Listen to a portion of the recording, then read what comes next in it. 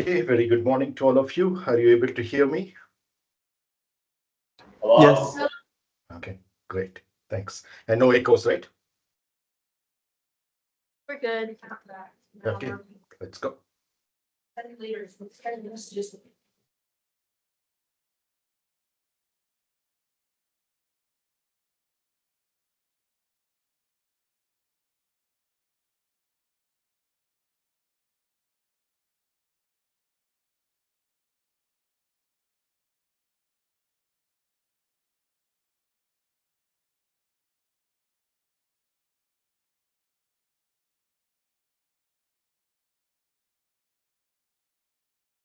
You able to see my screen as well? Yes, we can see your screen. Okay, great. Okay. Extremely sorry for the delay. We'll get going. So those who are not yet there or probably will join us later can probably watch the recording because we need to cover quite a bit before your homeworks for tomorrow and Monday, right? So remember that we had revisited rolling. Is there an issue? Excuse me.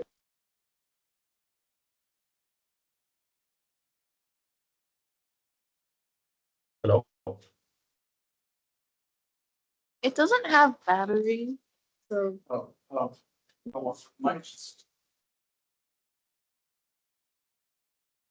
Excuse me. Can you re-go over like the planned out schedule for the homeworks and lectures for next week in person? Sure. Yeah. Yeah. So essentially, it's all the in-person classes that we will have, namely tomorrow, again Monday, and I had a recent update from Professor JVR Prasad that we would like to have instead of Tuesday on Wednesday the classes. It will be essentially 3 more homeworks that you have. The one will be due Thursday. That is, I think, the very next homework, and then Monday and Wednesday. Is that fine? All of them at 11 o'clock. Okay. Maybe the Wednesday one is a little earlier. I haven't yet seen the email from Professor Prasad, so you can just check that, and maybe we'll start at 10 instead of 11. So that's the only change. Okay, we'll get going now. Talking about the kinematics of rolling, which we had already discussed in a virtual class earlier. Yesterday's class, towards the end, last 20 minutes, we were looking at the kinetics of rolling. Now we will revisit a little bit of that kinematics, which we learned earlier, so that we can combine both in order for you to be able to solve some of the problems that you have in your homeworks, right? So this is the same situation. We have we'll later on within a few minutes get into inclined planes, but right now we are looking at still a horizontal plane, and it's either a cylinder or a sphere which is rolling on them. But we will also consider the slipping condition when there is lesser friction. So we will get to that. But just to recap the notations that we have had. So you can see that it's essentially the center of mass, which we denote by C over here. Then you're looking at the theta dot, which is the angular velocity, because it's what we call as a simple rotation. I'll introduce that concept or reintroduce it once again towards the end of today's class, perhaps. And which means that all of the whatever is in terms of the angular velocity vector is entirely in terms of the k hat. If we call this as, let's say, the I hat and j hat directions, then k hat is coming out of the paper, and this particular theta dot being clockwise happens to be a negative along the negative k hat direction. Okay, and then of course P is the point of contact that we have, and if it is pure rolling, we said that the velocity at P is equal to 0, and the velocity at C is entirely because of the rotation, and these two are related. The translational velocity of C and the rotational velocity of this body, we can, for example, call this body as B, then essentially it's omega of B with respect to this inertial frame of reference that we have here, right? So let's continue. So assume this particular wheel that we are seeing over here has a few things that we would like to simplify the problem with. As we already mentioned, it's clockwise and therefore this negative sign that you see over here. And it's a simple angular velocity, so it's only along one particular direction, which we are denoting without loss of generality as k hat. And the magnitude, of course, is theta dot, which is essentially your angular speed. Okay. So whenever you use theta dot for your homeworks also, please don't call it as angular velocity. It's omega, which is the angular velocity. Theta dot is your angular speed. Okay, it's just the magnitude of your angular velocity. So let's make this distinction very clear between vector quantities and scalar quantities, not only in left and right of the equations, but orally when we describe them. So I've seen that many times you're using theta dot in many of your problems rather than omega. So it's more appropriate for us to call that as angular speed rather than angular velocity. Okay. So then, of course, the second derivative of that, of the theta, and the first derivative of omega is nothing but your angular acceleration.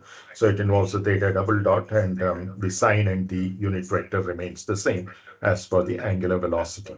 So in other words, these two are parallel to each other. Omega and alpha are parallel to each other, as is the rotation itself. So now we also assume that the center of the wheel, which we are calling as C, remember, that particular point, C. The first two are assumptions related to the wheel itself, the whole body, the rigid body that we are looking at. And now we are looking at a particular point on that rigid body, that particular center. We will assume that it has a velocity which is horizontal, because this is a, remember, a horizontal inclined plane that we have over here before we get on to inclined planes. So because of which you can see that the velocity of C is going to be essentially parallel to your I hat direction that you have, right? So which is what you see over here, that it is along the I hat direction. And of course, the measure number for the position along the X direction is XC for that particular point X. C, and therefore the velocity or the speed rather is given by xc dot. So just like theta dot is a angular speed, this is a translational speed that we're talking about, xc dot. Again, fairly simple for just one particular scalar measure number, xc, its time derivative, right? Because I hat doesn't change with time. So that's the velocity. So just like we did with the angular case, velocity to acceleration, we go to the second derivative, and that is second derivative of xc, that is, or the first derivative of vc, which is again along the same direction I hat. So in other words, omega and alpha are parallel to each other. Similarly, vc and ac are parallel to each other. But these two sets are perpendicular to each other because I and K, remember, are perpendicular to each other. So then coming to the constraints that we introduced, if we said it's pure rolling, then in other words, there's no slipping. So which is what is implied by this. So under such a condition, we have a constraint that the rotation and the translation are related to each other. That is rotation of the body, whatever we want to call it. Let's say we call this body as uppercase B. So the rotation of B with respect to I that we're looking at, that and the translational speed of C or the velocity of C are related to each other directly, because the point of contact, that is P, that we have over here, we've talked about it, this P is having a zero velocity. So that's what you see over here. So this is under the no slip condition, so that you have with respect to the inertial frame, of course, that particular point is having a zero velocity. And while discussing the kinematics in a virtual class earlier, I had talked to you that this particular point P is not fixed in B. Okay, it's a point which is moving in B because the different parts of B will be in contact at different times. And of course, it's periodic if the velocity is a constant and the angular velocity is also constant. And of course, the same point will become a contact point after each revolution. There's another constraint. So the same constraint, the constraint on velocity of the center of mass and the angular velocity of the wheel is what this leads to. So the rolling constraint is directly leading to this because now it's almost as if the rotation is happening above P. Okay, so we might think that the rotation of the wheel B is about C. That's true, but in terms of how this whole problem is constructed under rolling, it's essentially the C which is going around P. And essentially, if you're looking at P, it's actually tracing a particular path for each revolution. Are you aware of what that shape is called? So as C moves over one period or one revolution, the point P will trace a particular curve, right? So what is, or in other words, I'm not talking of the point P itself, which is the point of contact, which remains, of course, horizontal, but the point of B, which coincides with P at a given instant, if you are tracking that, and you make it give it a certain color, let's say, and you track that motion of that as seen from the k hat direction, then you see that that point in B, fixed in B, will trace a curve. Are you aware of what that curve is called, that shape? It'd be a sine or a cosine curve. Not really. Yeah, it looks somewhat like that. So essentially, it will be something like this, which you might think is like one half of a sine or a cosine curve, but not really. It's something a little more involved than that.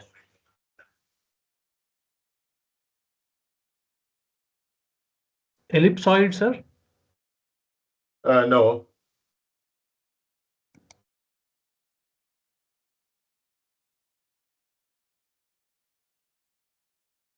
We can actually derive this, what is the equation of that curve, but it's something that is typically done in high school. I'll not venture into that. Those of you interested can look at it. So essentially, this is called as a cycloid. I don't know if you've heard this word. It's a particular shape of a curve, which is called as a cycloid. Looks somewhat like, as you said, sine or cosine or ellipsoid, but it is very specific kind of a shape that you have. That is the cycloid, right?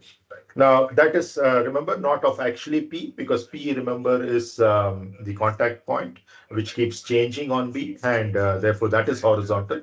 But if at a given instant, if you are identifying one particular point on the rim of B, the wheel, and then you are looking at its motion over a revolution, then this is the kind of shape that it traces, okay? Those of you are interested can search for this word cycloid and you'll find the equation for it. And you can also search along with the keyword rolling, and then you'll see how these two are related to each other. Okay. So coming back, we are back into our vectorial form in terms of its magnitudes, etc. So the constraint on the velocity, therefore, because it's almost as if the rotation is happening about P, and these points P and C, based on the general equation we have for velocity of 2 points being related to each other through the angular velocity, we see that the velocity of P equal to 0.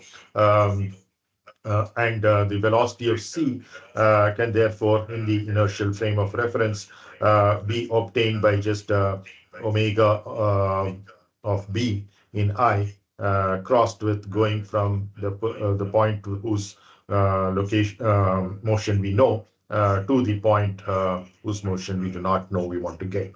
So that is RPC. right? So this RPC, of course, you can see is along the j hat direction, and it is equal to r times the j hat, because that is the radius. So if you call the radius as small r, the magnitude that is r, and it is along the positive j hat direction. Okay. Whereas, omega, we have already looked at over here as theta dot k hat. So you'll see that that cross product is going to be along I hat, which is what we expect for the velocity of C to be, because the velocity of P from the rolling constraint of no slip, this is equal to 0. So now you see from this equation, direct fallout is what we have here, that because we can substitute for VC as well, which all of this is of course with respect to I. All of these are for the body with respect to I. So remember that the angular quantities are all of the body, whereas the translational ones are all of a point, though it's a point on the body, namely the center of mass, C, right? So now it's very clear that xc dot is equal to r theta dot. This is something that you have been actually using in a lot of your work, but you've been doing that almost as if from muscle memory. There's a reasoning behind that. There are certain assumptions that are involved, and a derivation that is involved based on the vectors analysis over here, and the constraints that you have, especially of the rolling, because of which VP equal to 0, which is why this is true that xc dot is equal to r theta dot. Because typically, if you're not thinking of rolling, but just a free rotation of something that is happening, then you will see that it's about the center of that circle, that is the rotation is taking place, and omega times r, in a magnitude sense, which is your r theta dot, will be the speeds of the points on the periphery, which is the circumference, rather than of the center of mass. Here, something very interesting, unique is happening, because it's the rotation is happening about P in this form of the cyclot that is there, and C is actually having a horizontal direction velocity. So in other words, its direction doesn't change. The magnitude also remains constant if your omega is a constant, right? Because r is a constant. So xc dot is equal to r theta dot. Another way of stating the same thing is that xc dot being the magnitude of Vc, you see that it can be written this way: is the absolute value of Vc is equal to r theta dot, and theta dot again can of course be written as the magnitude of the angular velocity. Those vertical lines, as you know, just give the absolute value of these quantities, okay, or the magnitude of those vectors. One derivative later with respect to time in the inertial frame of reference. That's essentially this transformation is a id by dt, or what we call as a dot. When you do that, what happens is you get the velocity becomes acceleration, and your r is not changing, so only theta is changing. So theta dot becomes theta double dot, which is nothing but the magnitude of the acceleration that you see over here, alpha, with two vertical lines around it. Integrating constraint that you have, if you want to go from this, remember this is a first order differential equation, ordinary differential equation with respect to time. Therefore, you can integrate that. Both sides have a first derivative with respect to time. So when you integrate, it just becomes xc is equal to r theta, but for a integration constant.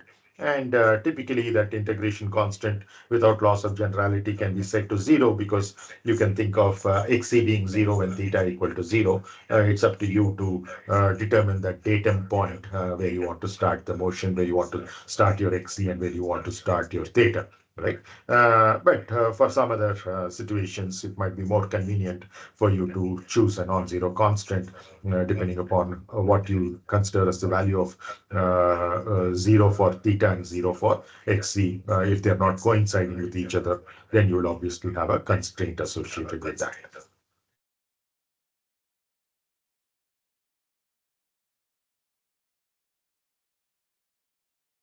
Now, let's complicate things slowly. So we started with a horizontal plane. Now we want to have an inclined plane over here.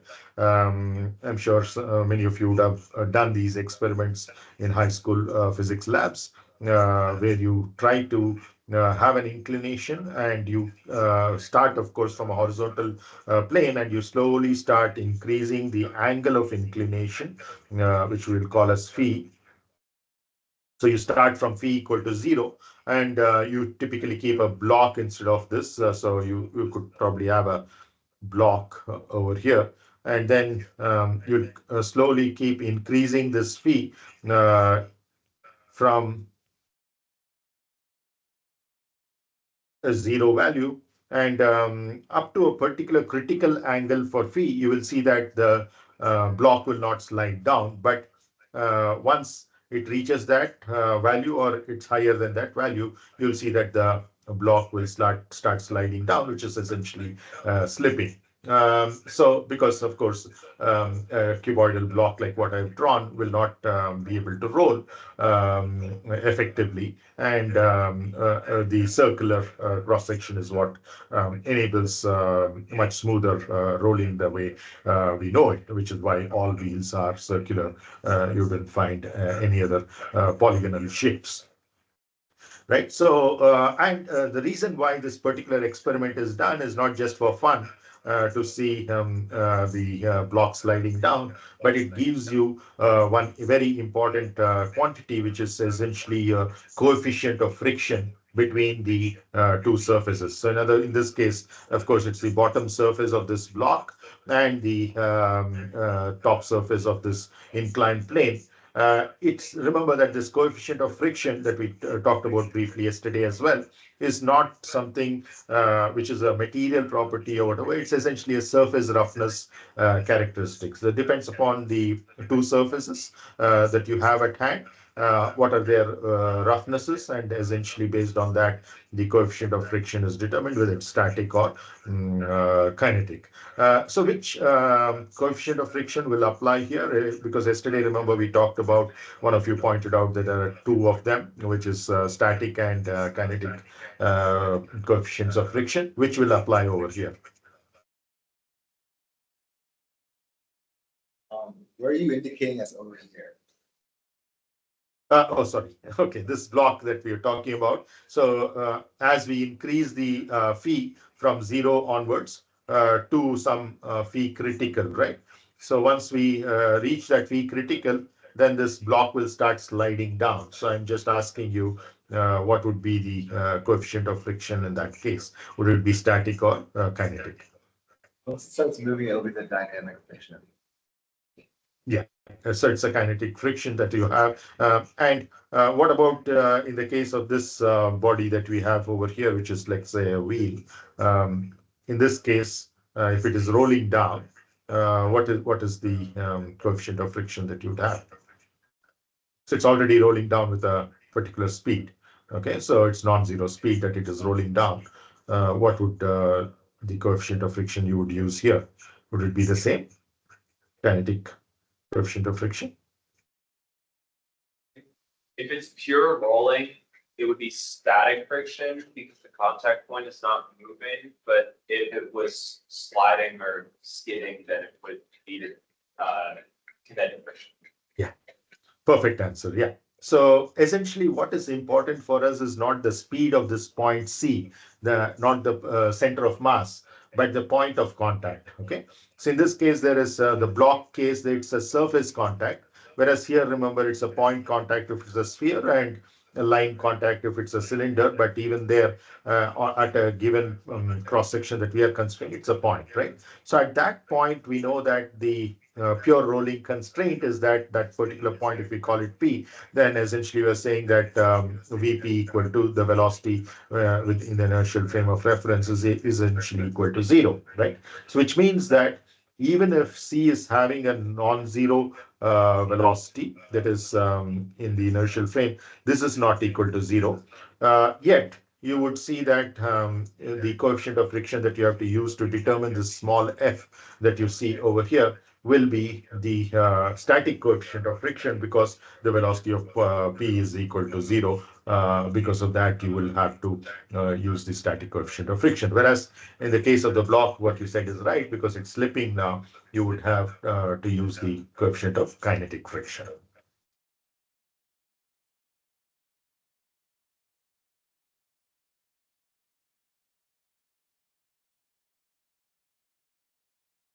Okay, starting from rest. So here, the problem that you're looking at, of course, is valid, whether it is a cylinder or whether it's a sphere, whether it is hollow or solid, like what we looked at yesterday, the 4 different combination.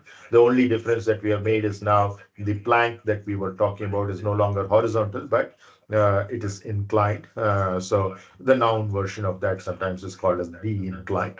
So starting from rest. So essentially your initial velocity is equal to 0. Now let's see, there are 4 possible cases that you can have.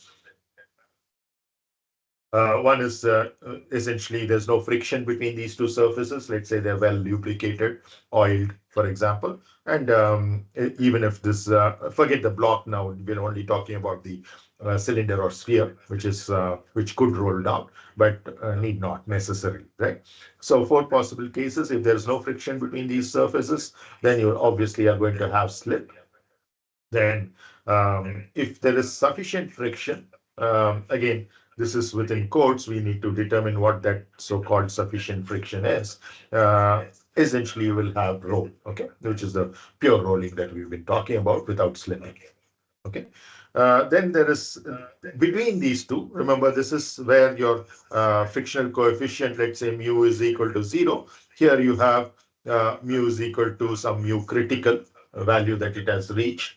Now we are talking of somewhere in between those two. So which means that it's not completely frictionless, but it is having very small friction between these two surfaces. So in which case you could have a combination of slip and roll, but essentially it's not pure rolling, which is why we've written that as slipping occurring in that situation, right?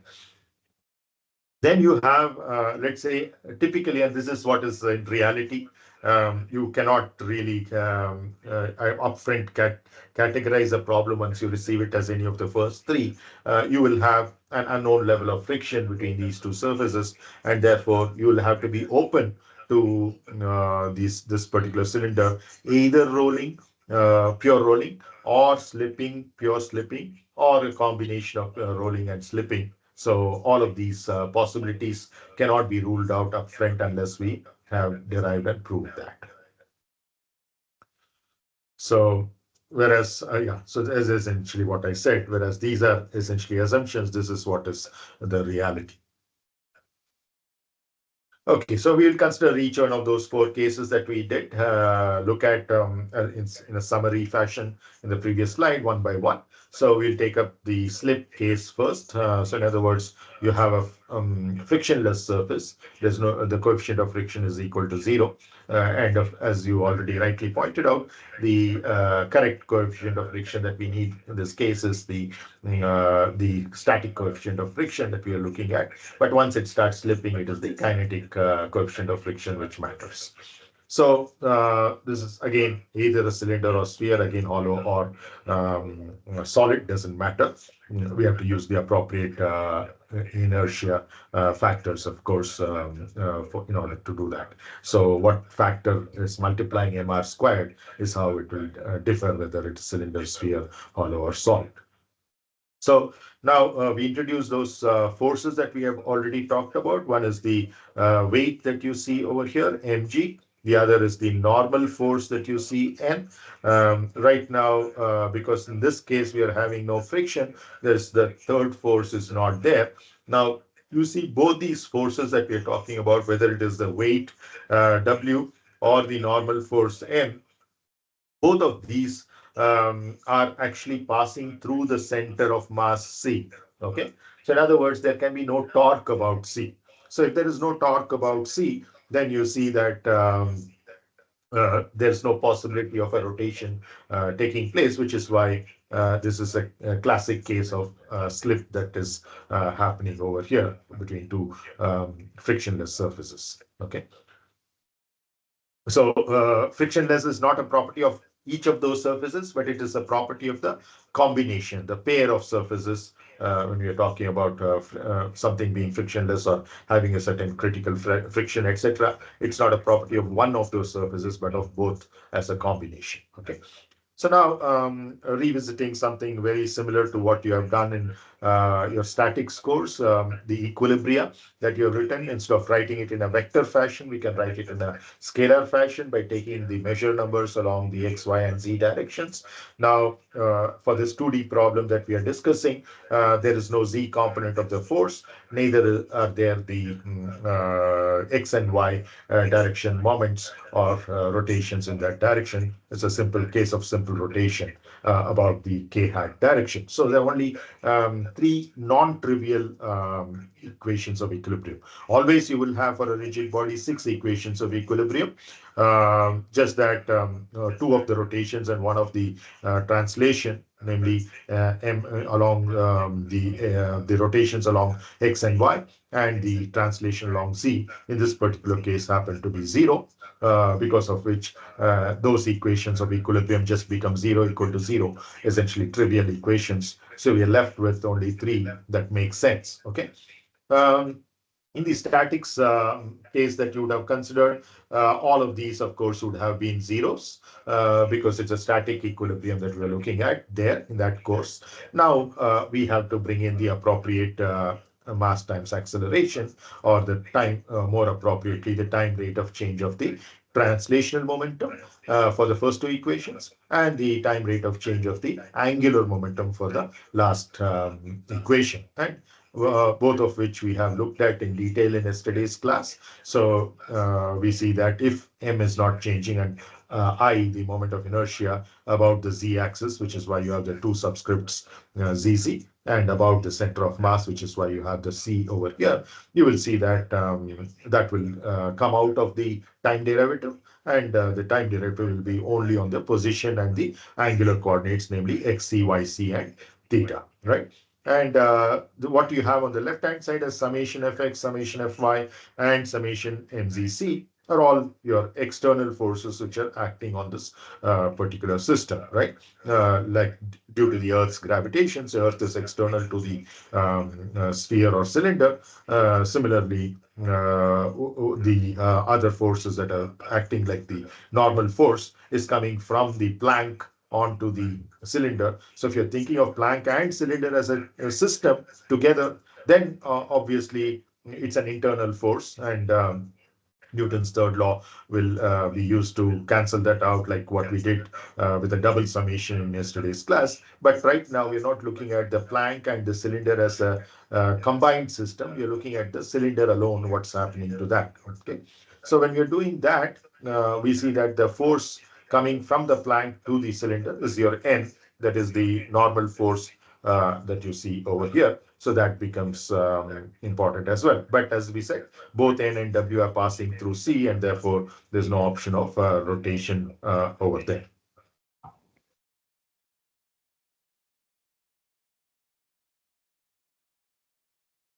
Okay, now we'll use the specific case in this particular thing, because we now have this, we have called this particular angle, remember, as phi. I have to verify that. Okay. Yeah. So this is the angle of inclination. So the angle that you will have with the vertical, of course, is this pi by 2 minus phi that you see over here. And therefore, you can break up the weight because we would like to introduce the coordinate system, which is parallel to the Planck, because that's the direction of motion of the center of mass. So I would call that as xc, and this is as yc. And of course, the unit vectors along that would be your I hat and your j hat. Now, this is fixed to the Planck. So it's fixed to this Planck. So essentially, you can treat that Planck as a inertial frame of reference for all practical purposes over here. And we want to look at, with respect to this plank, how the overall motion is taking place. So this is essentially an equivalent to an inertial frame of reference that we've been talking about earlier. And this is a particular body whose motion we are interested in, and a particular point C whose motion also we are interested in. So because of this coordinate system XCYC being at an angle to the horizontal and vertical, we would like to keep the normal as it is, because we know it's along the j hat direction. But as far as mg is concerned, it's along the vertical direction, which is not parallel to either of these, neither to I nor to j. So it has components along both, which are given by your mg sine phi and your mg cos phi that you have to account for in your equilibrium equations. So coming back to the equilibrium equations, let's take the first equilibrium equation, which is the summation of Fx equal to the mass times the acceleration in the x direction. So the left-hand side has a contribution from only one term, because remember, this is a frictionless problem. Otherwise, you would have a contribution from the frictional force as well, which will also have been along the xc direction. But this case is much simpler. You don't have that friction. So the only force that you have is due to gravity, and it's not the entire gravity, it's not the entire mg, but a small portion of that mg, which is given by sine phi. Okay, and you know, for a horizontal plank, that phi would tend to 0, and therefore sine phi would tend to 0. So essentially, you would have had no force along the x direction in the horizontal case, which is quite clear, because it's frictionless, right? Now coming to the mxc double dot on the right hand side. Right now we will keep it as it is, because xc is an unknown, but of course the mass of the sphere or cylinder is known. So in this particular equation, you have mg are all known quantities, but in any case you have m on either side, and therefore the m will cancel out, so it doesn't matter. So g is a known quantity, but your phi also, of course, you can specify. But what you don't know, the unknown quantity, is your xc double dot in that first equation. Similarly, you have another force equilibrium equation along the y direction, where we're talking about this yc j hat that I'm circling over here on the right. So that direction, you will see that the force that is acting is that normal n, which we have shown with a green arrow, which is coming from the plank to the cylinder. Remember that the normal force is mutual. So just like the plank exerts a force on the cylinder exerts a force on the plank. The force that the cylinder exerts on the plank will be in the opposite direction. So now what we are interested right now is all the forces that are acting on the cylinder only, because its equilibrium is what is under consideration. Therefore, n is along the positive j hat direction, which is upwards from the plank. So that being the case, you'd see that here in the second equation that we have, Fy, so this is the first equation, this is the second equation that we have. We are saying that n is along the positive direction, and mg cosine phi is along the negative direction, as you see over here, right? So it's very clear that it's acting in the opposite direction, right, to n. So that difference between these two will, of course, have to be contracted by the acceleration that you have in the yc direction, which means that there is a loss of contact between this, but we are not allowing for that in this particular case, keeping it simple that the contact is always maintained between the cylinder and the plank, which means that yc is identically 0 at all t. So for all t, yc equal to 0, the only motion that you're having for the center of mass is with respect to the x direction, and therefore if yc for all t equal to 0, then you can very easily see that yc dot is equal to 0, so is yc double dot as well. Of course, different units, but once it is 0, it doesn't matter what the units are. Right. So that's as far as the second equilibrium equation is concerned. So we are done with all the force equilibrium or the translational equilibrium. Now we are going into the rotational or the torque equilibrium, which is the third equation that you have over here. And now you see that the role of the mass is taken by the moment of inertia about the z direction because the rotation is about z in this case. Otherwise, you would have, in a general case, you would have the ixx and iyy contributing as well, okay, in the different directions for the moments. And of course, the products of inertia as well. If there is a lack of symmetry, you would see that is coming in. Now coming to symmetry in the mass distributions. Now, instead of the y double dot, you have a theta double dot, whereas y double dot went to zero. Theta double dot doesn't go to zero because there is a possibility of a rotation. But here, remember that we are dealing with a frictionless surface, and therefore that could be zero as well. But right now, we don't know. In other words, it's an unknown quantity, okay? So theta is also an unknown quantity. So essentially, you see that there are totally 4 unknowns. That is your xc, yc, theta, and n. The first 3 are appearing in the form of second derivatives with respect to time, with respect to the inertial frame of reference, as because they are parts of a vector, namely the position vector and the angular position vector. So now, on the other hand, remember there are only 3 equations, 1, 2, and 3, which we have already marked. So we have 4 variables and 3 equations. So we need an additional equation. And instead of equal, these are all equilibrium equations. Okay. So as you might recollect, these are equilibrium equations. So there are only 3 of them. So in addition, we need a kinematical constraint.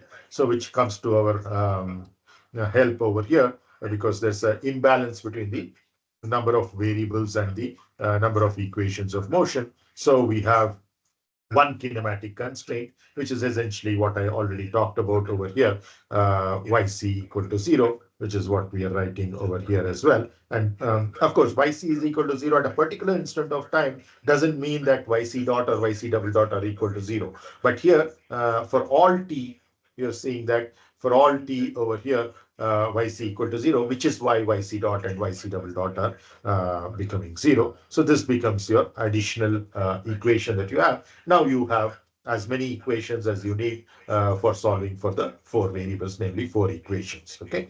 Are these things clear, or do you have any doubts on this? Here, of course, these are the known parameters. I see many of you have this good practice as well, where you upfront declare what is known and what is unknown. So you see that the mass is known, the moments of inertia can be calculated either from tabulated values or from memory, or even the integrations, if you're that kind of a person who would like to integrate each time to find these, even for the simple geometries. Then, of course, the acceleration due to gravity, depending upon on which planetary surface this particular experiment is being conducted. So you'll know the value of g as well. So the only unknowns are x, y, theta, and n. And you have 4 equations to solve for them. Any questions or doubts on this? We'll go to the solution on the next page. Next slide. Can you explain why yc is equal to 0 again?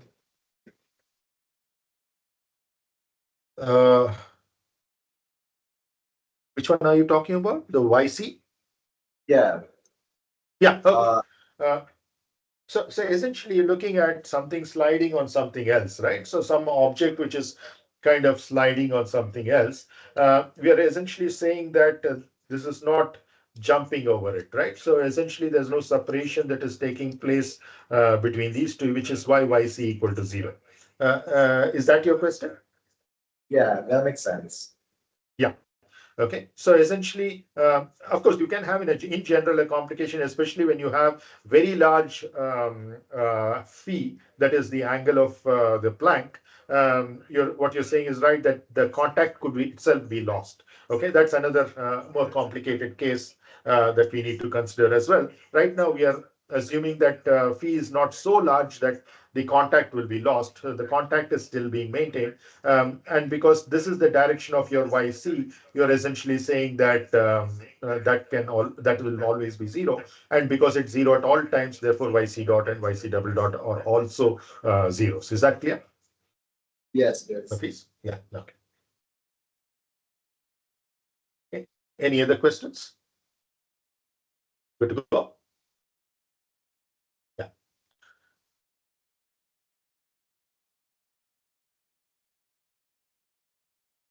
Okay.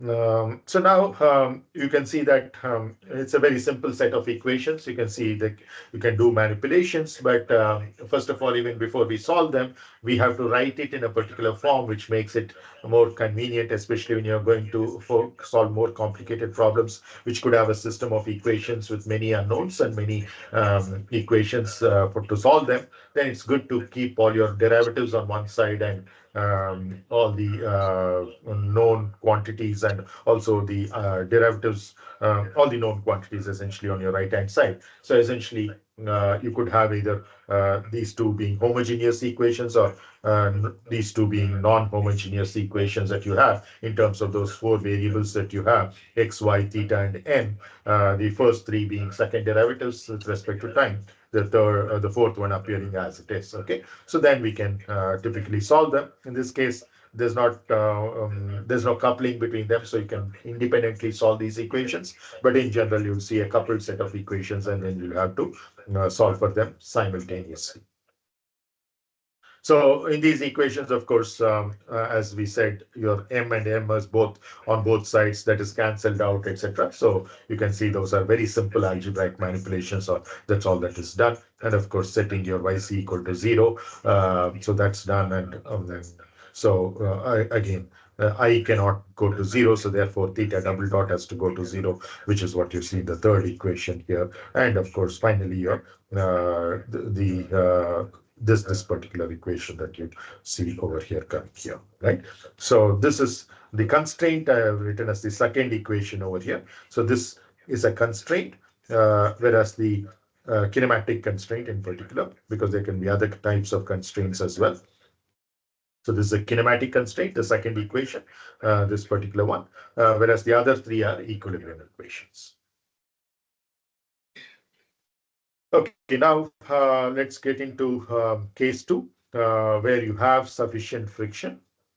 Okay, we had said we didn't know what is that sufficient, so we'll try to look at if we can make certain inroads into understanding what level of friction is actually sufficient to enable pure rolling rather than the slipping that we saw in the case 1.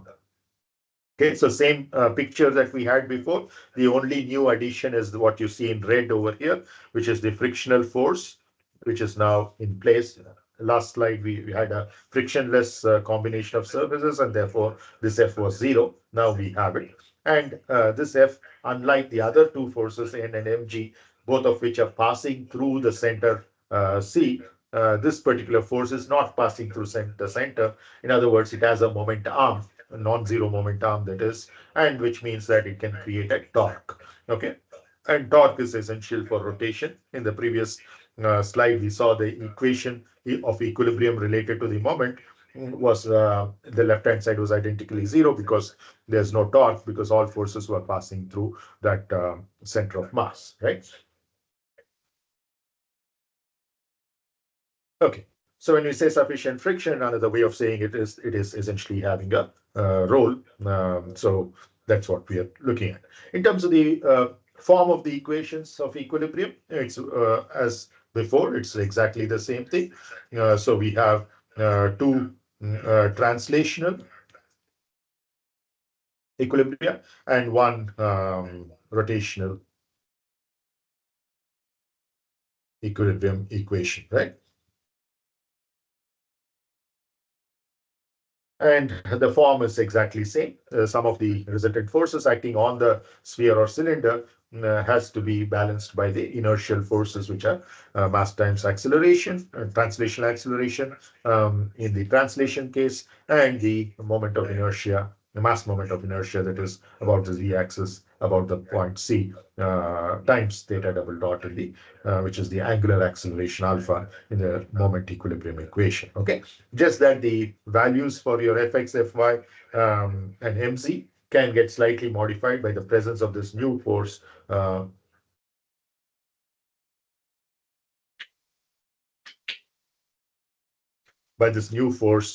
you have, which is F, right? Okay.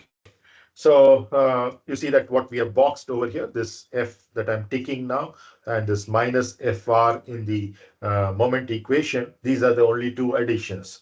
The rest of the equation is exactly a copy and paste from the previous slide. It's the same set of equations. The only change is in your Fx and in your MZC, right? So MZC was earlier 0, now it is minus F times R. Why is it negative? Because your frictional force is in this direction, which is along the negative x direction, and therefore it is causing a clockwise moment. Because this F is this way, it's essentially causing a clockwise moment, and clockwise is along the negative k direction because x and y are as indicated over here, which means that the positive z would be coming out of the plane of the screen that you're seeing this on, which means that this is going into the screen, and therefore the negative FR is quite clear. Okay, and the additional term in the Fx is also negative, that is minus F, because it is in the for directions. Essentially, it's resisting the motion, and that is what you're looking at as minus F over there, which is along the negative I hat direction.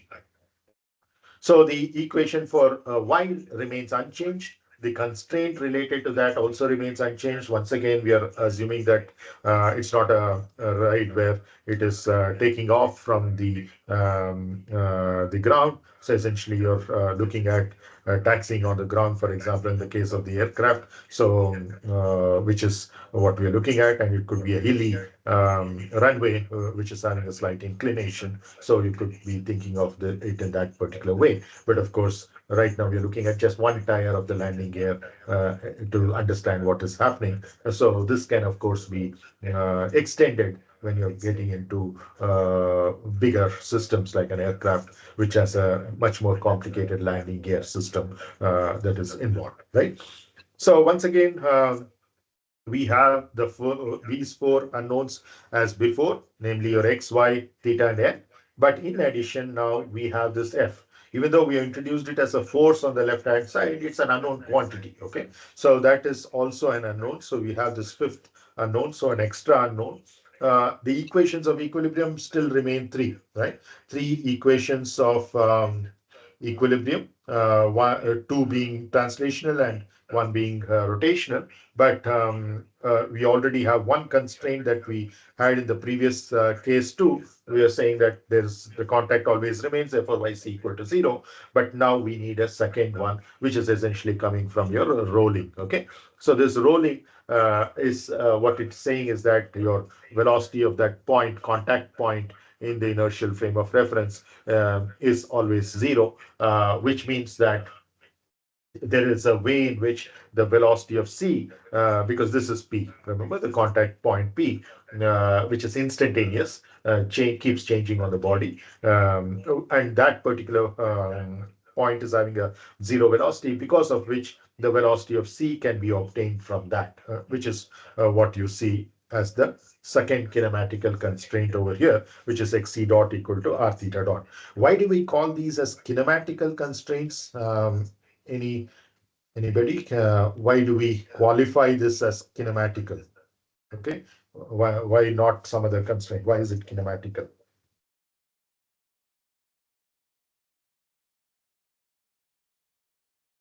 Well, kinematics is like a description of the motion, right? And so it's constrained Correct. like the. Very good. Yeah. So that's It right. is What we velocity said. which is considered.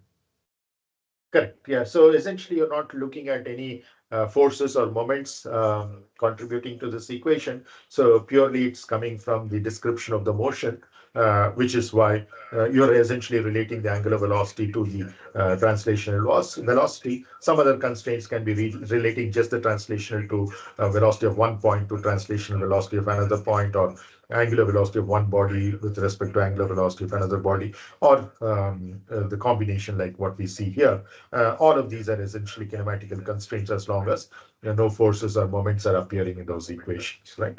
So this is the second constraint that we have now, and that bodes well because now we have five variables, five unknowns rather, instead of four. Therefore, we needed desperately a kinematical constraint, an additional kinematical constraint that is in addition to what we had.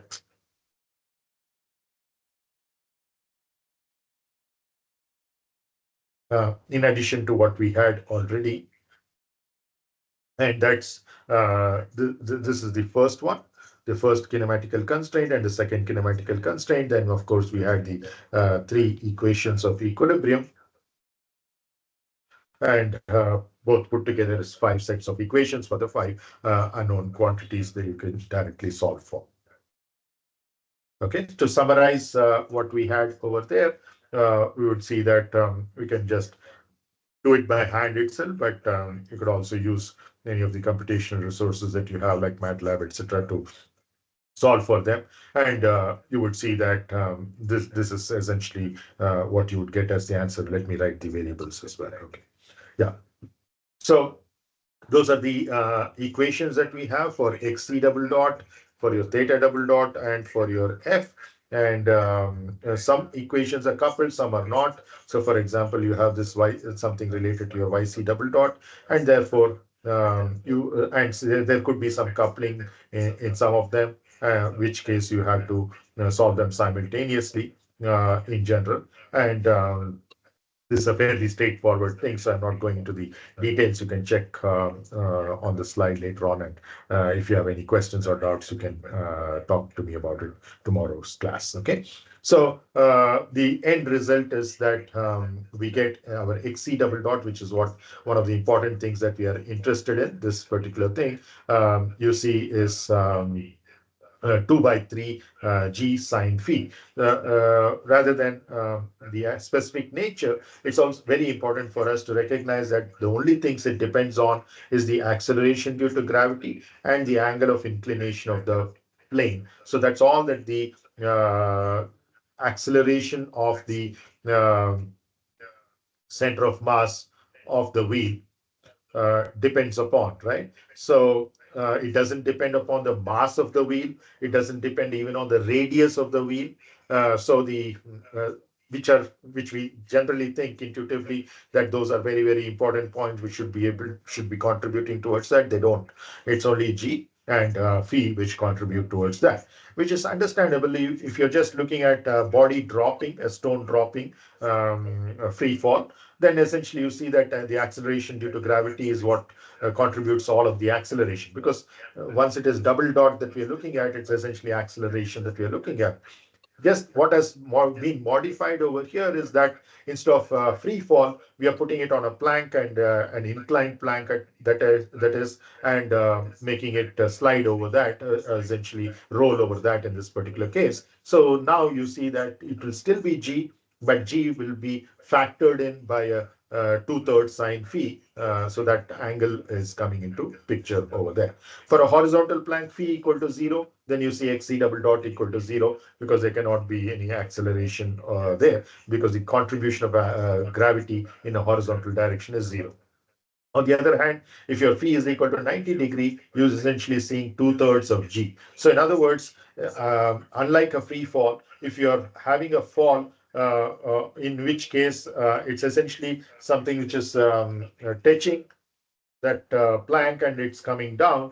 Because of that friction, essentially, instead of acceleration due to gravity g, you're getting it as just 2/3 of g, and it doesn't depend on the coefficient of friction between them. So these are all some very interesting inferences that you see purely based on the results of the equations. One is to get into numerical problems and numerical solutions, etc. One is just to visualize these equations and see the sensitivity of various unknown quantities which are now determined after solving the equation, how it depends on some of the known quantities which were provided to us, like g and phi, right? So then of course, in this, we have also utilized the fact that IZC is equal to mr squared by 2 for a solid circle. But of course, it depends on whether it's a cylinder or a sphere or hollow or solid, etc. So those things have to be accounted for. So that's as far as xc double dot is concerned. The other thing of great interest to us is your theta double dot. Now you see theta double dot is given by this particular thing, two-thirds of G by R sine phi. So pretty much exactly XC double dot.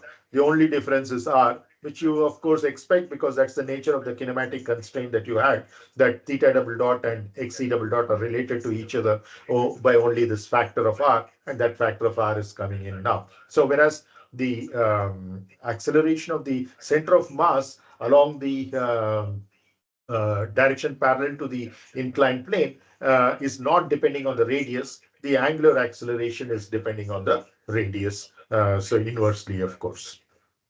Okay.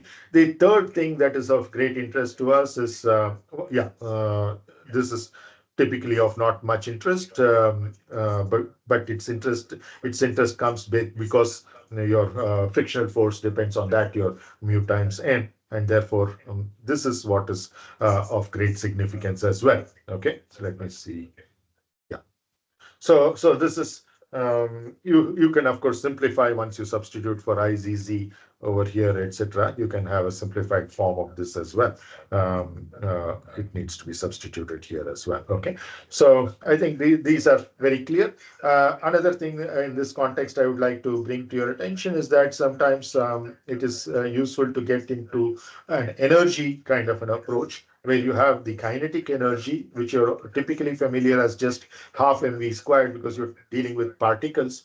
Now you're dealing with a rigid body. So it has two parts to it. One is essentially the kinetic energy due to translation, which is the first term that you see over here.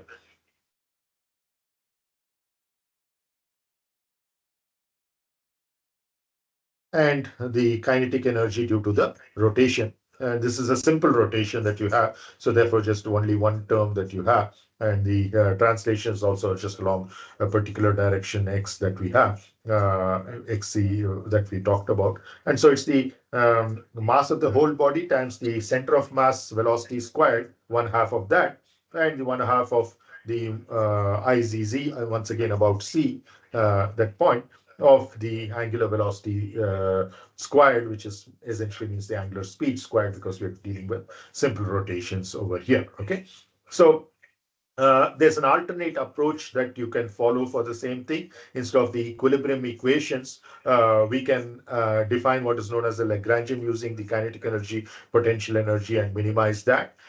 So we're not there at that stage to get to that. So that's an alternate approach where you just dealing with scalars instead of vectors makes life much simpler, and you will end up with the exact same solutions there too.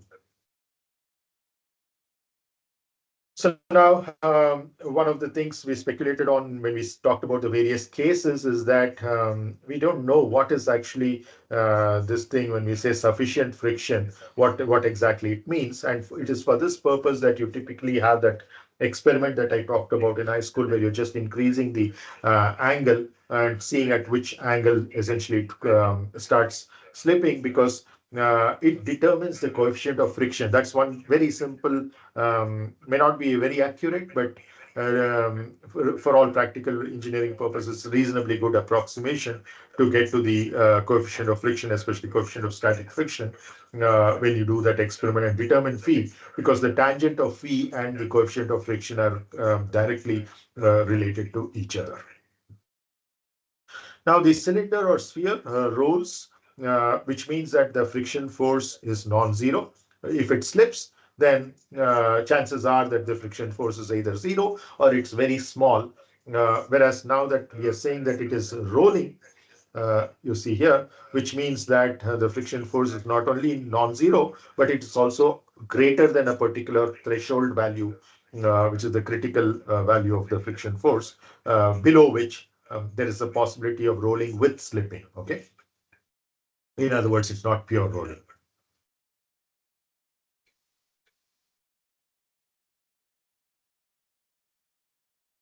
Okay. So now, in this case, we are looking at the presence of friction. Okay.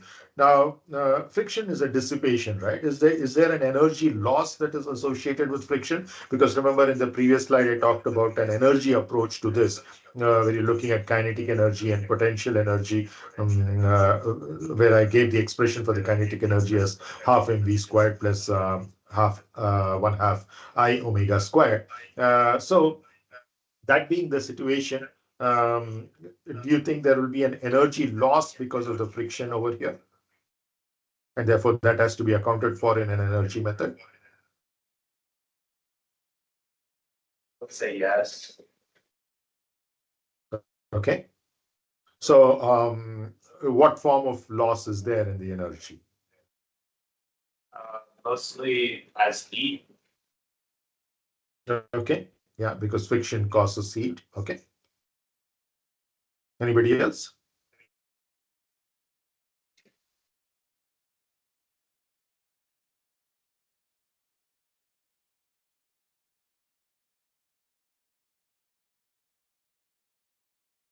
Okay, all of you agree with Hanafi's then that there is an energy loss when there is friction? Yeah. Yeah. So typically that's the case. Whenever there is friction, as he said, there is a heating up of the two surfaces and there is an energy loss. But here, the friction is actually helping us to avoid slipping and to get into rolling. It is the force that is causing the torque for us. So in other words, the way this whole thing gets rolling is not through a string being pulled or whatever. It's essentially, or some motor which is driving it, etc. It's essentially because of the friction. Because remember, the other two forces, namely N and the normal force N and the weight mg, were all both passing through the center of mass. Whereas the friction is the one which has a moment arm, which is the radius of the cylinder or sphere, and that was the one which was causing the torque for this to get going. So let's look at it from the energy perspective, or more from the work perspective. You essentially see that in this case, because we're dealing with pure rolling, it means that there is no slip, right? So if there is no slip, then essentially there is no relative displacement. And how do you define the work done? Essentially, it is the force times the uh, distance moved in the direction of the action of the force. Now there is no relative displacement because that particular point, remember, Vp, the point P is instantaneously at zero velocity, which means that it's this particular thing is zero, okay, because that is essentially what we are talking as, say, the pure rolling or no slip condition, okay, equivalent ways of saying the exact same thing. So which means that there is no relative displacement at P, which is the only contact point for this particular problem between those two, and all of the friction is happening there, and the frictional force is the one which should be doing any work if you're multiplying that frictional force with the displacement in that particular direction of the frictional force. And then because this velocity is zero, therefore that displacement is zero, and therefore there's no work done by the friction force. And if there's no work done by the friction force,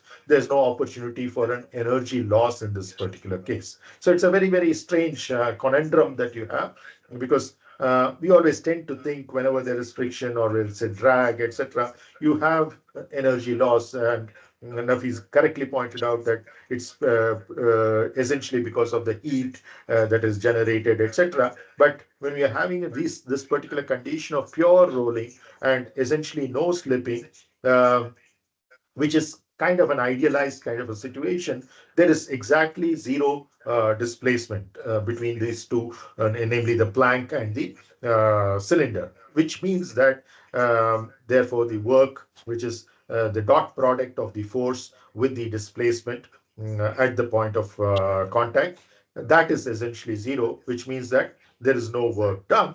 And very, very strangely, in the presence of friction, we have a system that is conservative, which is why that equation that I showed you for the kinetic energy half mv squared plus one half I omega squared is reasonably good enough for a lot of this. And of course, the potential energy has to be involved depending upon the height above the one particular horizontal datum that we define as zero potential energy, without any loss of generality that can be taken anywhere, because it's only the differences in potential energy which matter. Then you will see that sum of the potential energy and kinetic energy will remain a constant. That's what we call as a conservative system. There's no exchange of energy taking place, which is why in this particular case there is no energy loss. So there's no change, as I said, in the total energy, kinetic plus potential. Are there any questions or doubts about this?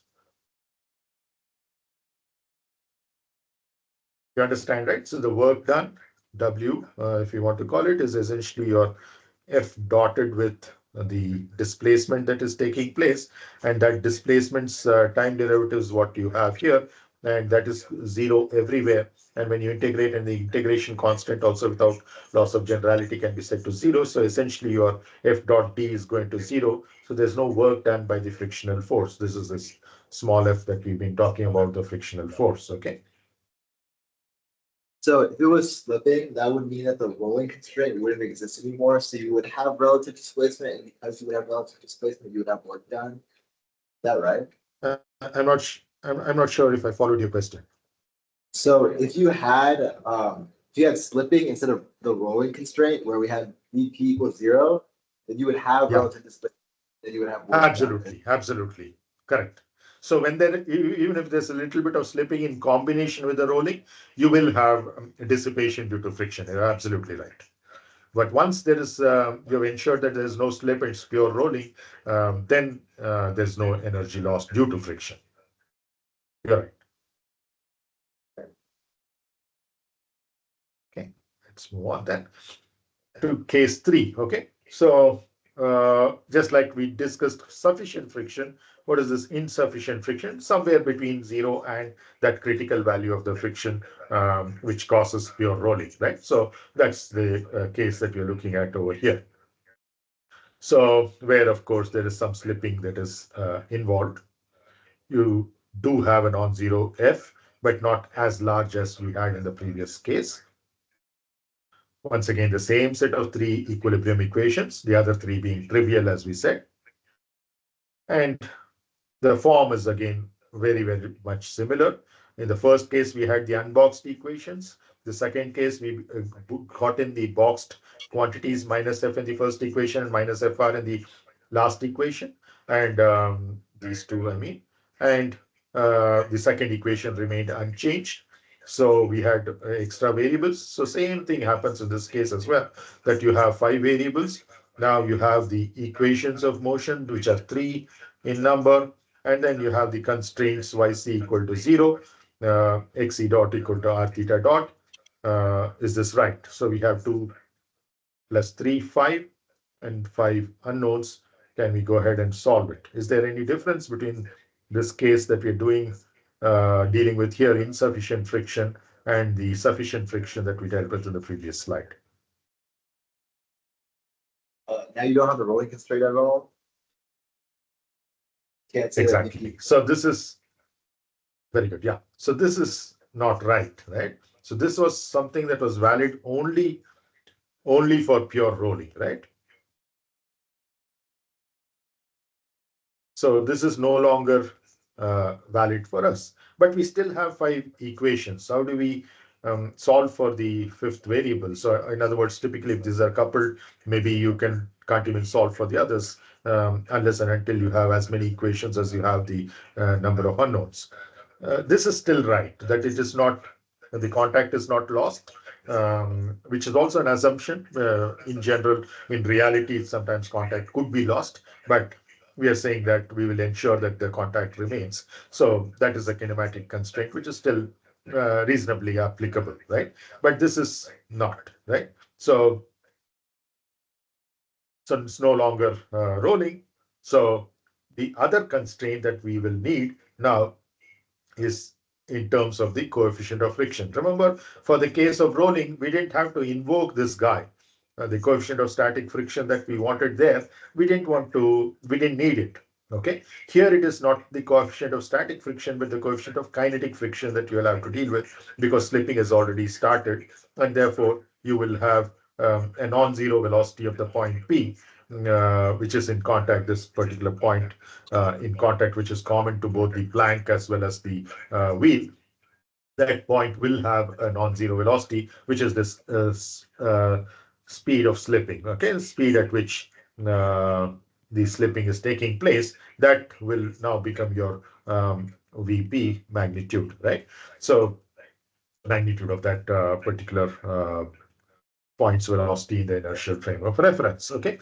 So now you see that in lieu of xe double dot, sorry, xe dot equal to r theta dot, you will have a new constraint that is coming in, f is equal to mu n. But this is not the kind of constraints that we had earlier. Remember, we're calling this earlier set as kinematic constraints. Yes, the first one continues to be a kinematic constraint, but the second one is now lost. We don't have pure rolling. We have introduced a new constraint, but remember, this is in terms of forces. So this is the force, which is your frictional force. And this is, of course, your normal force. And when these, remember, are causes of the motion, not pure description of the motion. And therefore, these are no longer kinematic constraints. These are force constraints, okay? Constraints coming from the forces. In general, it could be moments as well. But essentially, the constraints are non-kinematical in nature, okay?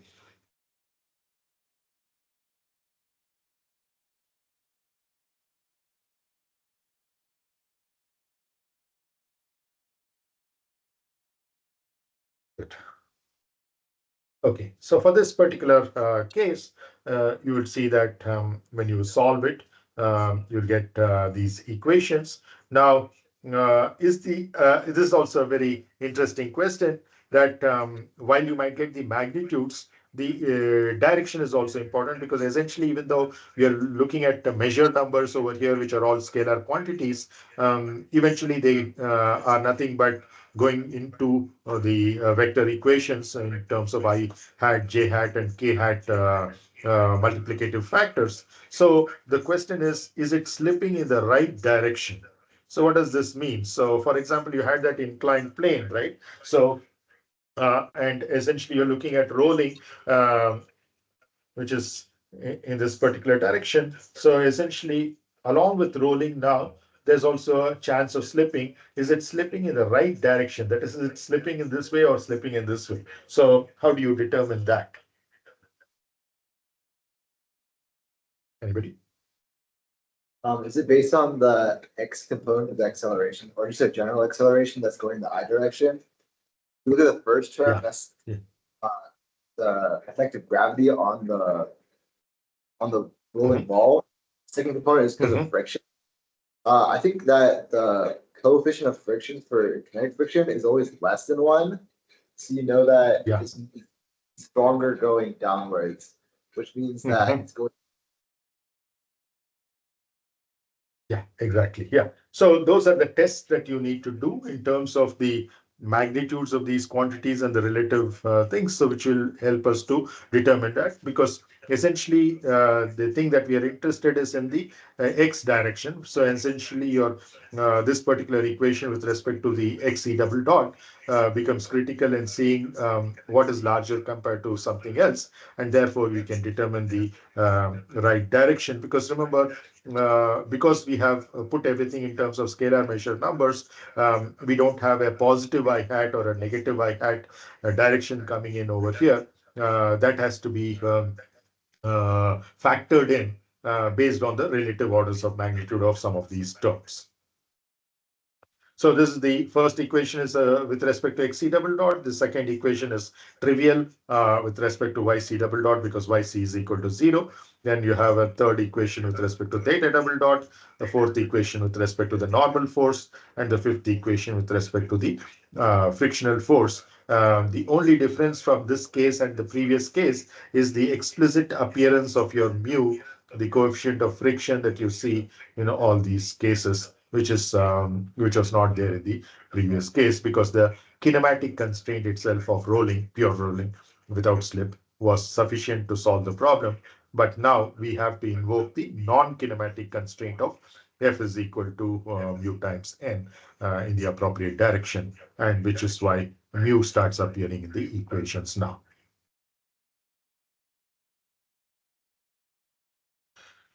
Okay, so that much as far as the specific example of rolling, rolling with slipping and pure slipping, all these cases are concerned. The block, for example, remember that I first started talking about is there's no rolling, it's only slipping that is happening.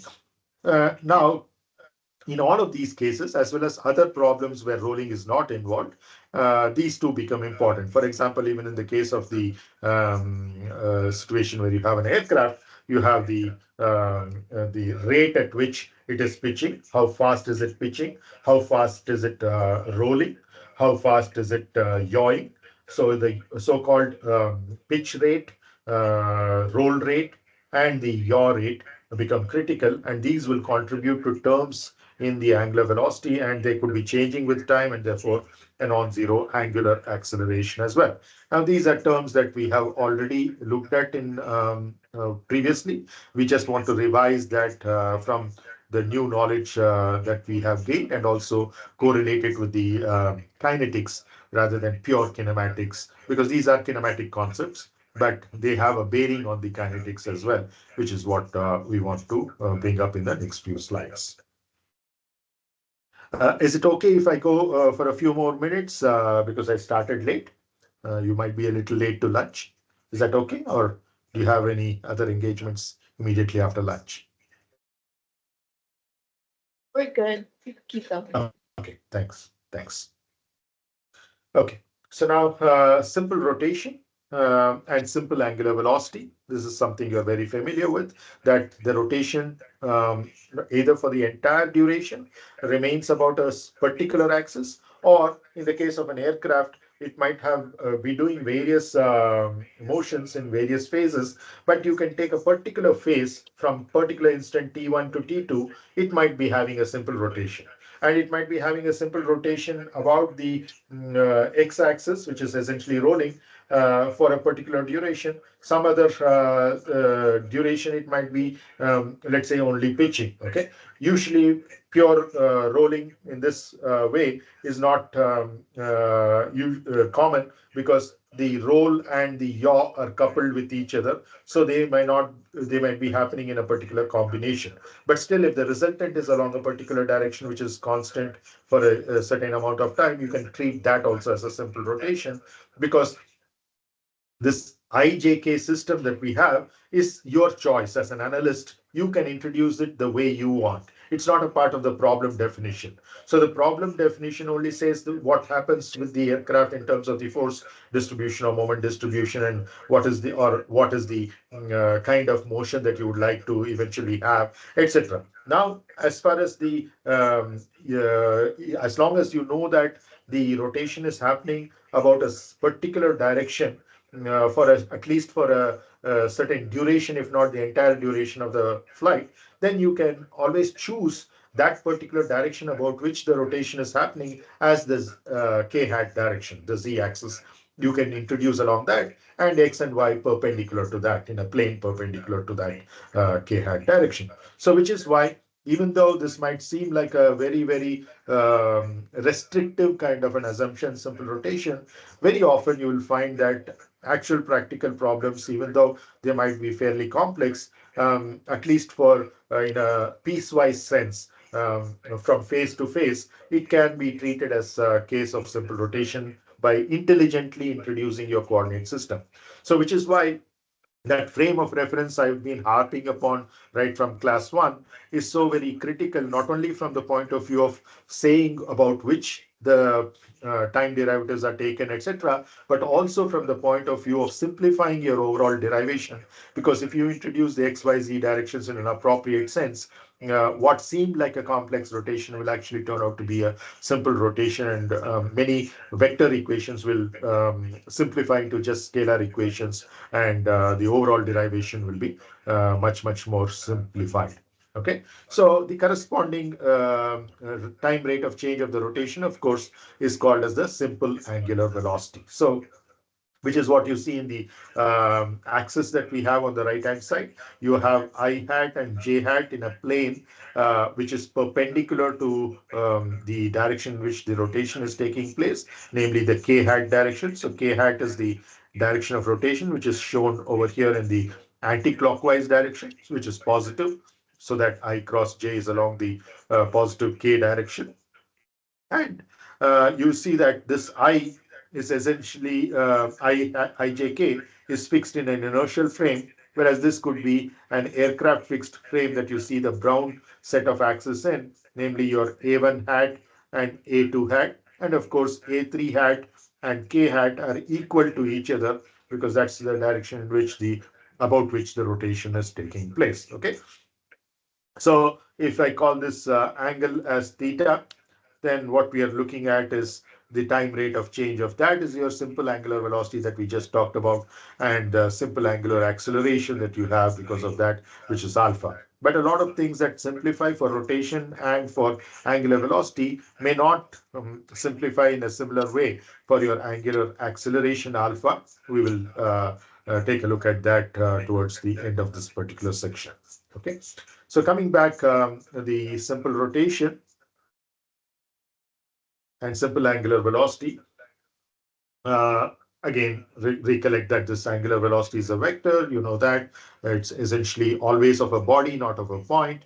You can either write it as subscript or as a superscript, and with respect to a particular inertial frame of reference. Okay, so in this particular case, it is the angular velocity of A. So just to be make sure that you're familiar with both of these symbols, I'll write this. And the reason why we don't use it A as a subscript in many cases is eventually we would want to talk about its components. Then we'll be talking about, let's say, an omega 1. We want to keep that space for the subscript for the measure numbers. So this could be along I hat, for example, etc. So you could have terms like that. So which means that this place, if I put the A, then I cannot put the 1, 2, 3, or I have to put it as A1, A2, A3, etc. So different books have different conventions to do that. So, but once we move it up as a superscript, then it helps that. But of course, you have a problem then, especially when you're, let's say, having squares, which are again common. That square is also a superscript. So then there's a conflict between these two in terms of A and 2. So it's up to you to decide a particular convention and stick to that. Okay. Now, because we have assumed simple rotation, we have certain things which become easy for us.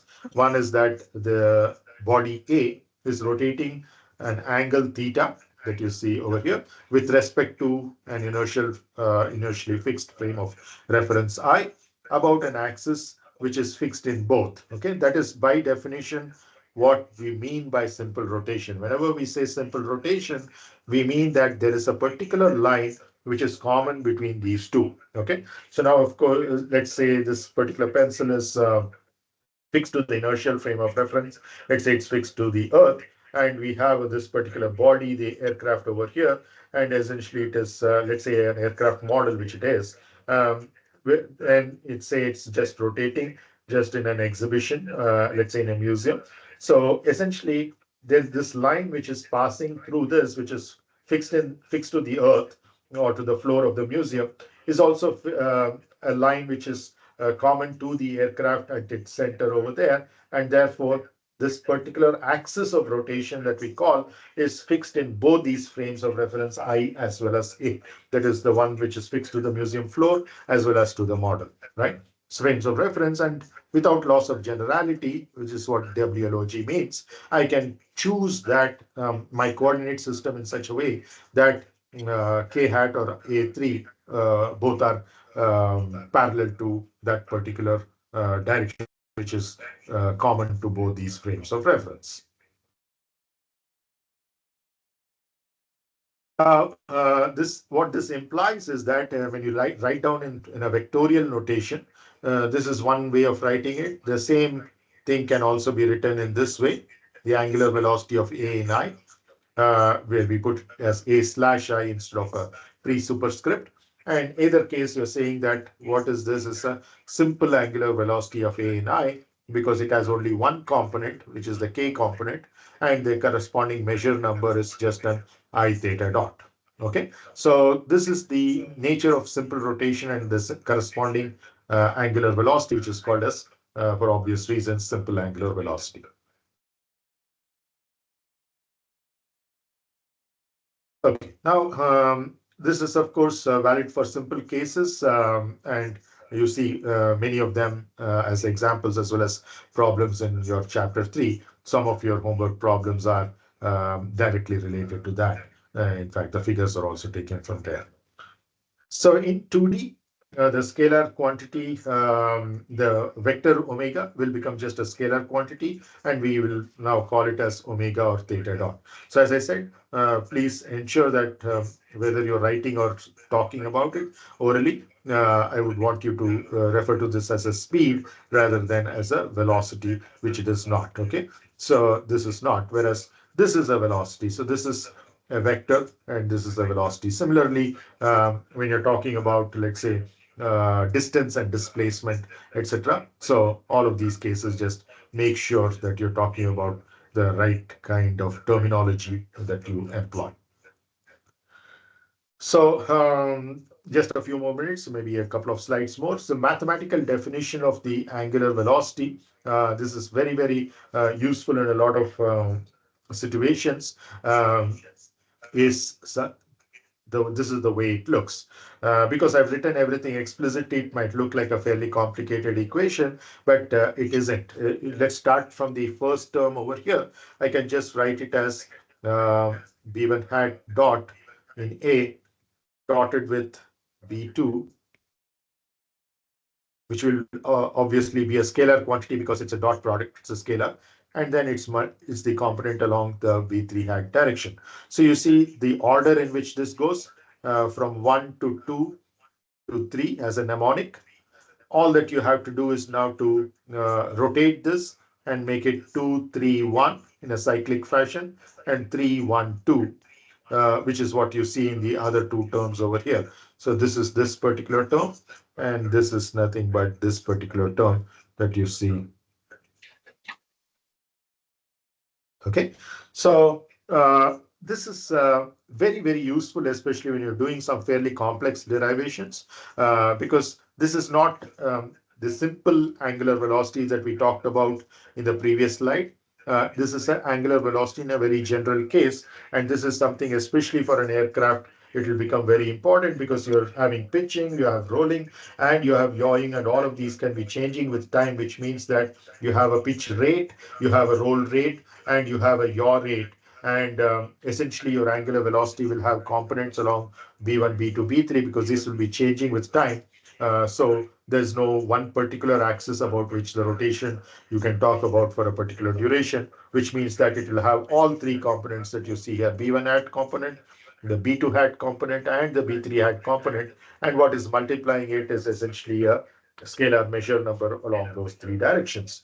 What is beautiful over here is that the angular velocity can be written without invoking angles at all. Even though angular velocity is a change in angle with respect to time, see that here you're all that you're doing is dealing with unit vectors, and at the most they're time derivatives and dot products. So explicitly the angle is not coming into picture, but the way B2 changes, for example, if you take this first term, how B2 changes with respect to time, that will involve certain angles because B2 is essentially a unit vector, so it cannot change in magnitude. The only way in which it can change, remember, is by changing its direction, right? So if it changes its direction, obviously there's an angle that is involved over there. Which is what you're talking about, right? And similarly, when you take a dot product, you know that once again, the angle between those two things that you're taking the dot off will come into picture, the cosine of theta in particular, right? So you would see that the even though this is an angular velocity, it seems that the right-hand side is not involving any angles, but it's only in an explicit sense. Implicitly, through the time rates of change of the unit vector and the dot products, the angles are coming in, and therefore you would see that this is a very neat way of writing the angular velocity of any body with respect to any other body. So your B and A could be any frames of reference. Both B and A could be frames of reference, or both B and A could be rigid bodies, or one of them can be a rigid body, the other can be a frame of reference, doesn't matter. as far as kinematics is concerned, they can be interchangeably utilized. It's only when you get into kinetics, the mass and the inertia, all these things come into picture. For a massless quantity, or where you have m and I going to zero, it's essentially an imaginative frame of reference only used for purpose of looking at relative motion, whereas the actual bodies will have a non-zero mass and inertia terms, at least the diagonal terms, if not the off-diagonal terms, and therefore the kinetics will be different. But the kinematics of frames of reference and rigid bodies remains one and the same. Okay, so this formula, as I said, is very useful in especially in complicated derivations of spacecraft dynamics as well as aircraft dynamics, helicopter dynamics even more so, especially of the helicopter rotor, be it the main rotor or the tail rotor. But when you're doing numerical calculations, you will go back to the kind of ways in which we have introduced this concept earlier, because once you deploy the numerical values, this is more in a mathematical sense, it's very beautiful. And the way the derivations happen is very simple. The final expressions will look very compact, etc. But when you actually deploy them, you'll have to expand them out, in which case this particular form of the definition, this is essentially a definition, one way of defining that. And the earlier way of defining that and this are equivalent to each other, and that can be shown through sheer vector algebra manipulation. Okay, I think I'll stop with this particular slide. So the addition theorem for angular velocities, you see that if there are two bodies, let's say, once again, I'm taking these two examples. If the aircraft is rotating relative to this black body that I have over here, and then I can either talk about the aircraft's rotation with respect to the black body, or I can think of it as the black body's rotation with respect to the aircraft.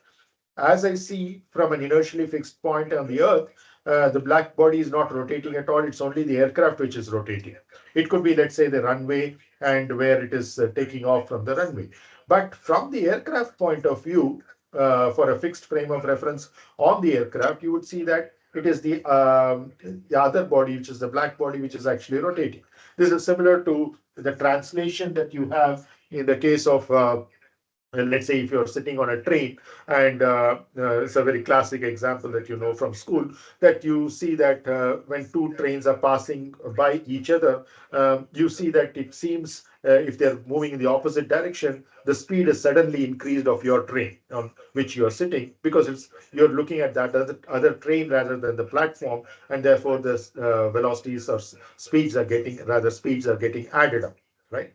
So a similar kind of a situation is there here, that you can think of a rotation of one body with respect to the other is equal and opposite of the rotation of the first body with respect to the second, which is why omega of A with respect to B that you see on the left hand side over here is equal to the omega of B in A in terms of B with respect to A in magnitude, but it's opposite in direction that you see. So equal and opposite to each other. Another way of putting the same thing is to take the right hand side to the left hand side, and now you see that it's essentially omega A slash B plus omega of B slash A is equal to 0. So which is again understandable that you rotate from one body to the other. For the same rotation, you're looking at going back from the second body to the first. Obviously, you're not making any change. It's like one step forward, one step backward, we say, right? So that's translation, whereas this is essentially in rotation. You're going clockwise and then you're coming back anti-clockwise. So essentially, you're canceling out that if the magnitudes are the same, which it is in this particular case. Now, this might seem very trivial when only two bodies are involved, because only A and B we are talking about over here. But this becomes very, very powerful as a technique for a lot of derivations and problem solving when we introduce a third body in between A and B. Okay, so typically we introduce the concept of simple angular velocity and simple rotation, which may not always be applicable between two particular things. Like, for example, between the Earth and the aircraft, there might not be a simple rotation because remember there are 3 rotations. But I can introduce 2 intermediate frames such that there are total of 3 rotations and each of them is a simple rotation, but the overall rotation with respect to the Earth of the aircraft is not a simple rotation.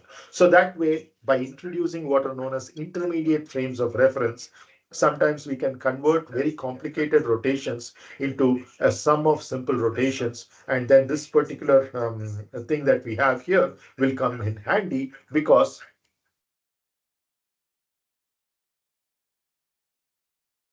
you have 2 frames of reference, A and B, and for the auxiliary intermediate frame of reference C that I talked about, which is something in between that you're introducing.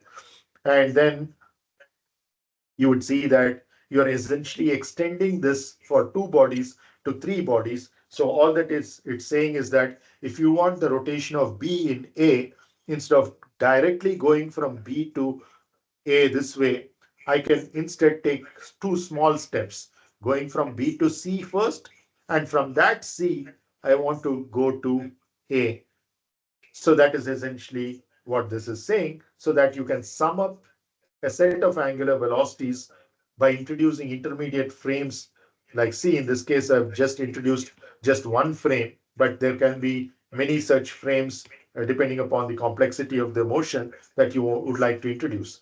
And a very simple example is something that you already considered in one of your problems, namely this so-called 4-bar mechanism.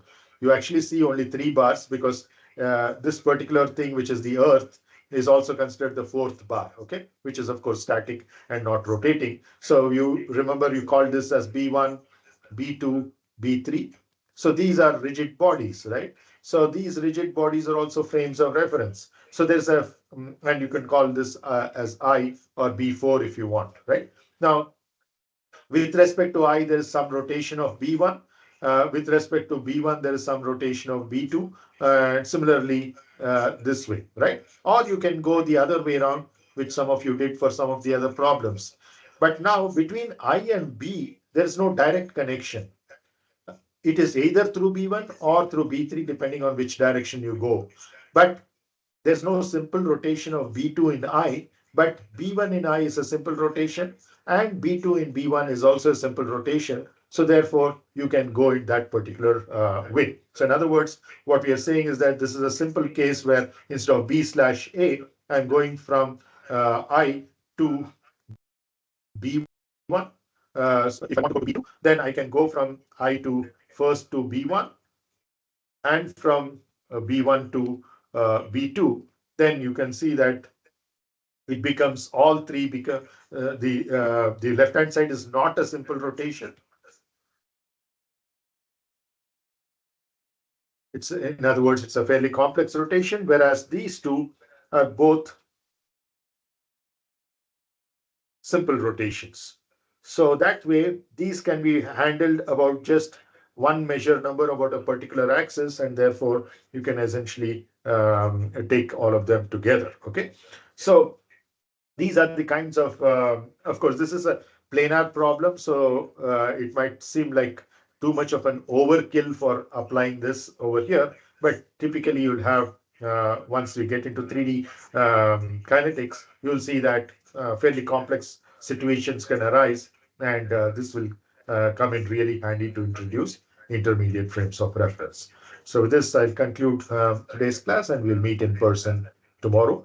But if there are any questions, I'll be happy to answer. Thank you. Thank you. Thank you. Thank you. Bon appetit. Bye-bye. Thank you, sir. Welcome. Thank you.